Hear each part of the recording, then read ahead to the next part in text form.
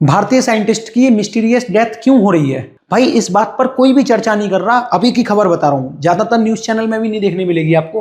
Akshdeep Gupta DRDO system में काम कर रहे हैं ब्रह्मोस मिसाइल के ऊपर।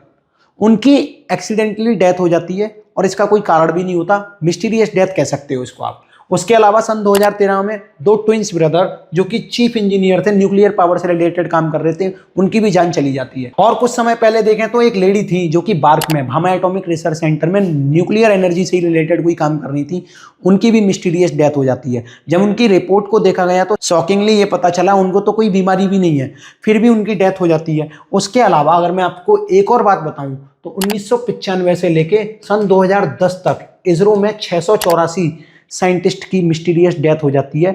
और अगर कोई कारण पूछे तो ज़्यादातर कारण ये बताए जाते हैं कि कुछ साइंटिस्ट लोगों ने इसमें से सुसाइड किया था।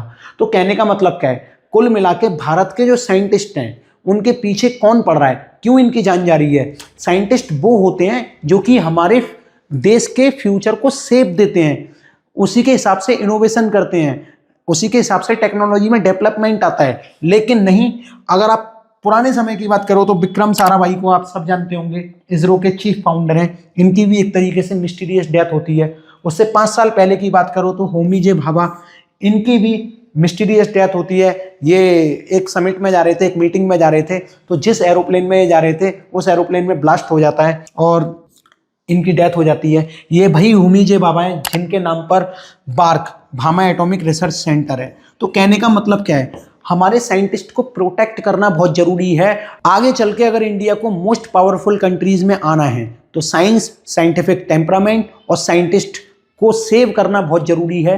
तो मैं भारत सरकार से भी रिक्वेस्ट करना चाहूँगा कि भैया अपने साइंटिस्ट को किसी भी हालत में बचाओ, प्रोटेक्ट करो। और आप लोगों से भी ये कहना चाहूँगा कि साइंटिस्ट की वैल्यू कितनी है आप ये बात समझ जाइए और ये वीडियो सबके साथ शेयर करिए।